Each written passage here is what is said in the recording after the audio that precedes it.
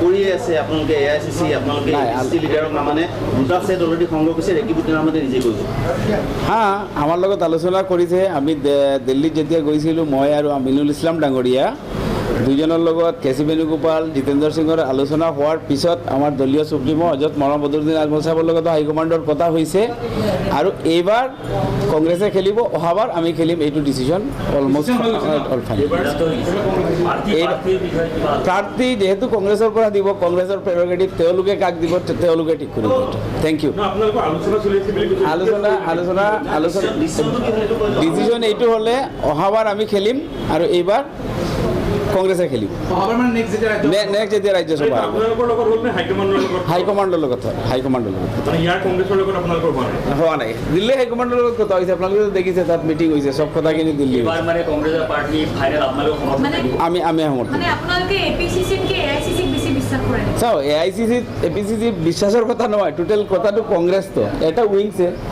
তো যেতিয়া হাইকমাণ্ড বেছ পাৰ্টি হাইকমাণ্ডৰ লগতেই পাতিব লাগে ইয়াত পাতাৰ কোনো ভেলু নাই তো বাকী সকলৰ লগত ইয়াত কেজুৱেল কথা নন অফিচিয়েল কথাখিনিতো হৈছে চব কোনো প্ৰব্লেম নাই তাত আৰু এই চিটটো আমি জিকিম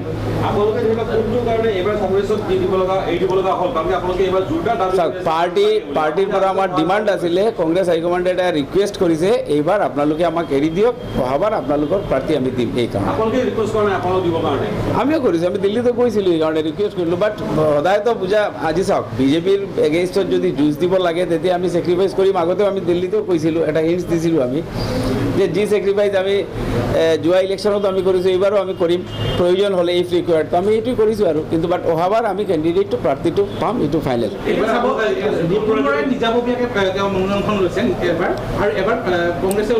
চাওক এইটো তেওঁলোকৰ কথা প্ৰাৰ্থী কোন হ'ব এইটো লৈ আমাৰ কোনো কথা নাই থেংক ইউ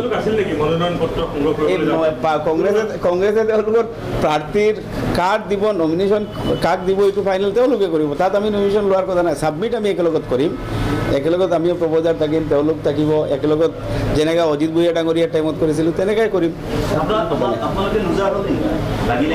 চাওক আমাৰ ফাৰ্ষ্ট টাৰ্গেট প্ৰায়ৰিটিটো হ'ল বিজেপিৰ কেণ্ডিডেট হেৰাব লাগে ফাৰ্ষ্ট নাম্বাৰ ওৱান এইটো ছেকেণ্ড কথা হ'ল আপনাৰ এনটি বিজেপি কোন হব কোন না যোৱাবাৰতো আমি কোনোবা এজন মানুহক দিছোঁ যোন কোনো পলিটিকেল পাৰ্টিৰ নহয় এটা জাৰ্নেলিষ্ট এজনক দিয়া হৈছে তো এইকাৰণে এইটো কোনো ইছ্যু নহয় ছেকেণ্ড চিটটো আমি বিৰোধীয়ে পাব লাগে সেইটোৱে আমাৰ আচল কথা ডেফিনেটলি জিকিম বিজেপিৰ ক'ত কোন নৈতিকতা কৈ আছে এইটো কিয় কৈ আছে নাম্বাৰ নিমিলে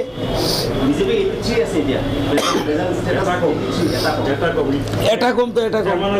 এটা শেরমান আলী ক্লিয়ার কাট কৈ দিলে কংগ্রেসক ভোট দিব শেরমান আলী মুখ্যমন্ত্রীয়ে কৈছে শেরমান আলীয়ে কেতিয়াও বিজেপিক ভোট নিদিয়ে ক'ত দিব চাই ল'ব আপোনালোকে থ্যাংক ইউ